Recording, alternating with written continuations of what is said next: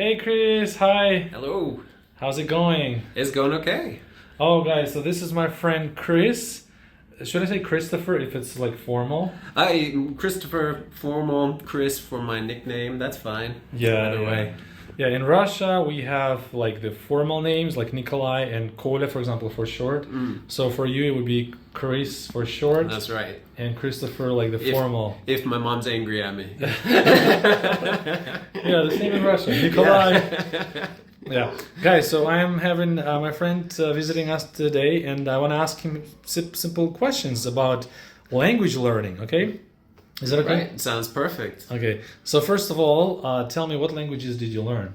When I was a child, I'm a native English speaker. When I was a child, I learned Portuguese because we lived in Mozambique and East Africa.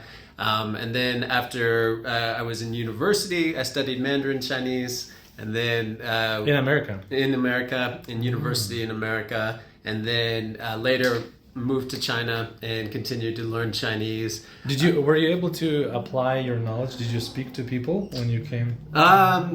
Yeah, definitely. I learned faster once I was in the context than I did in a university course. But yeah, I took the basics with me. Yeah. Then after that, I learned some Mongolian, and then finally Russian. Wow. Do you speak some Russian? Чуть-чуть. Немного. Okay. You can buy something, you can order something. Yeah, absolutely, sure. Okay. So you kind of know a lot by bit. Yeah. That's nice. Have you studied any Roman languages, let's say like Spanish, Italian? Just Portuguese. Portuguese. And then Spanish. I did take Spanish in high school. But after speaking Portuguese as a child, like Spanish was kind of. So are you fluent in Portuguese? Not anymore. I used to be. That's interesting. I haven't spoken it for 20 years, maybe. I haven't spoken it for 20 years, I think. That's nice. That's nice. So, by the way, I forgot to ask you, where are you from? Oh, I'm from America, originally from Oklahoma, Oklahoma City. And then I grew up in Mozambique in East Africa. And have lived in several places. But that's nice. Nice. Let me ask you about like challenges in learning a language. Sure thing. What do you think is the most challenging, like difficult thing when it comes to learning? Definitely for me, the most challenging is listening. Like listening comprehension is the most difficult for me, but not just in general. Specifically, if I'm talking to someone and I'm feeling nervous. And then it's like my comprehension disappears. And so, I know what it is. Yeah, you know this, right? So if I can relax or there's no pressure, it's easier. But if I'm feeling some stress, it's hard to listen and comprehend. Yeah. But when it comes to like learning a language, what are the obstacles you think people come across? Right. To become like fluent, what do you think people need to do, basically? Well, I know for me personally, my biggest challenge was just actually being fully immersed in the language and really needing to use the language. Our minds, like with languages, our minds really absorb languages best when we're using them. Yes. Right? They're designed to be a tool. And so, for example, in China, I lived in a big city. And so it was possible I could go to coffee shops or stores.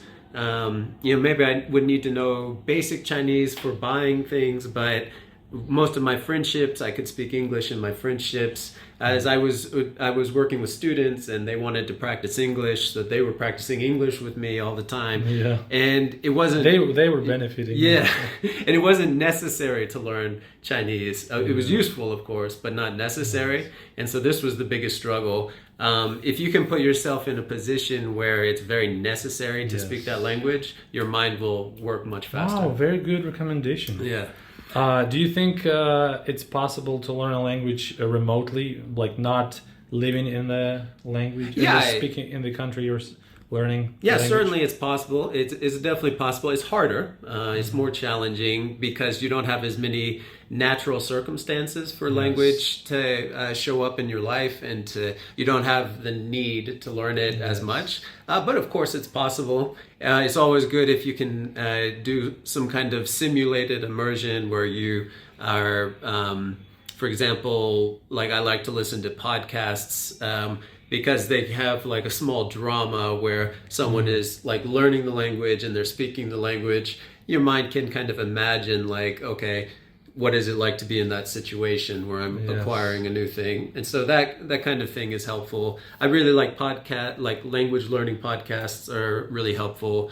And anything that like the spaced repetition system where you'll recall it at regular intervals and rehearse it at regular intervals. I think that's really helpful for remote learning. Wow, that's nice. Huh. About accents, one question about accents. Sure. Can you understand all English accents? For example, from Australia, from Scotland? Yeah, I can understand most English accents fine. There's some that are more challenging than others, but for the most part. Scottish? Yeah, like Highland Scots, really way up there. It can be more challenging, but I like it though. It sounds so cool. Yeah, that would probably be the most challenging. Some places in Australia or New Zealand might be a little challenging, but usually it's okay. Yeah. Okay. Okay, Chris, thank you so much for this small conversation. My pleasure. Yeah, okay, thank you. Bye. Bye.